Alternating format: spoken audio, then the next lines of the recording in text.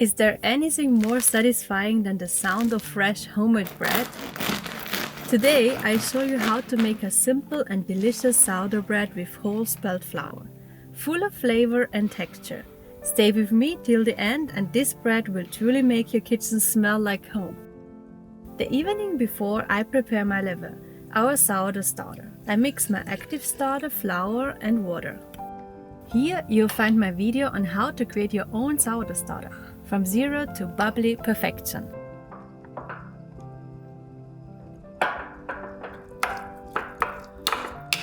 Just stir it well, mark the level with a rubber band and cover the jar loosely.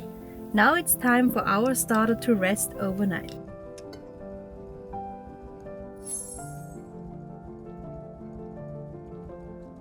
Here's a little tip. If your kitchen is warm, your starter will rise faster.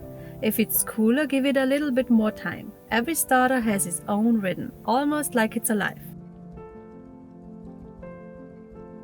The next morning, my starter is bubbly and ready. In a large bowl, I mix water with this active starter. I whisk until it's all dissolved.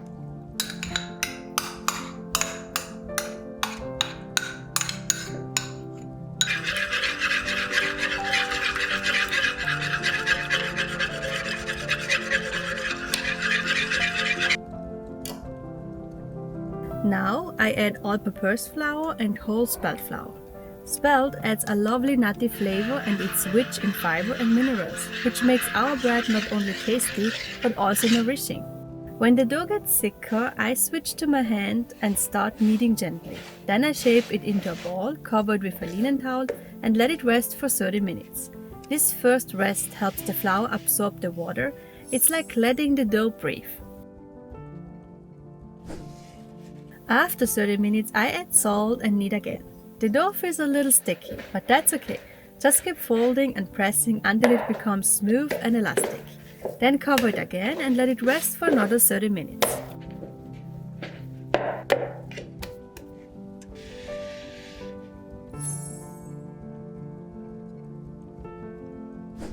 Now I begin my first folding. I lift the dough from one side and fold it back over itself, rotating the bowl as I go. This process helps develop the gluten.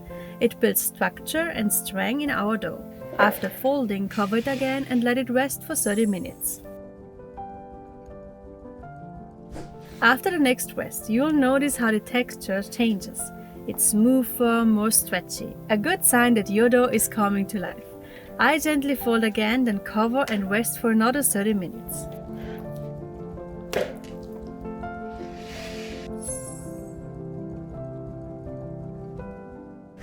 This is my last fold before the long rest. A few gentle stretches, then I cover the bowl with plastic wrap and let it rest for about 6 hours.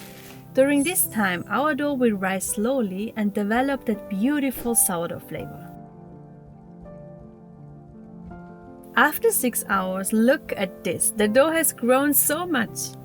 Lightly flour your work surface and your proofing basket.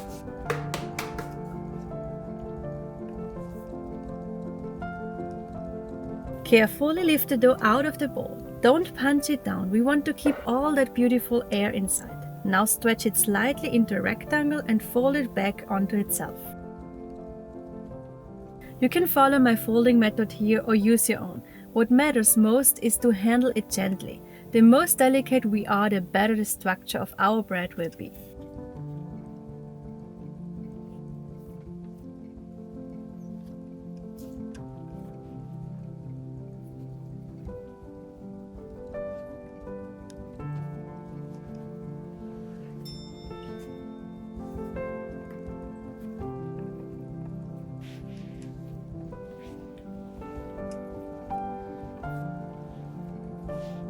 Then I shape the dough into a smooth round ball and place it in my basket, seam set up.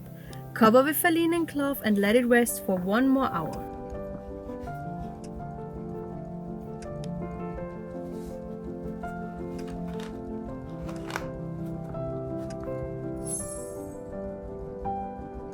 Now it's ready for the fridge. It will rest there overnight.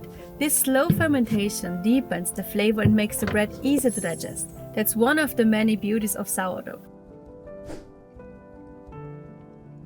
The next day it's baking time. Preheat your oven to 460 Fahrenheit, that's 240 Celsius, with your cast iron pot inside.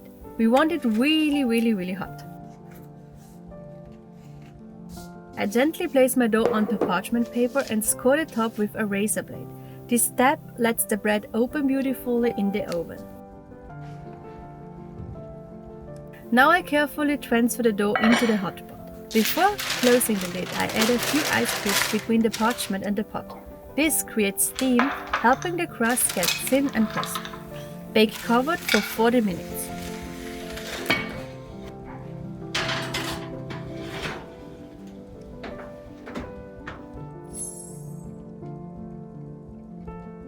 After 40 minutes, remove the lid, lower the temperature to 440 Fahrenheit or 225 Celsius, and bake for another 10 to 15 minutes until golden brown.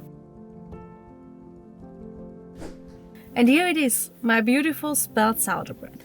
The crust is crispy, the inside soft and full of flavor, it's smelling delicious. If you love real bread, don't forget to like this video.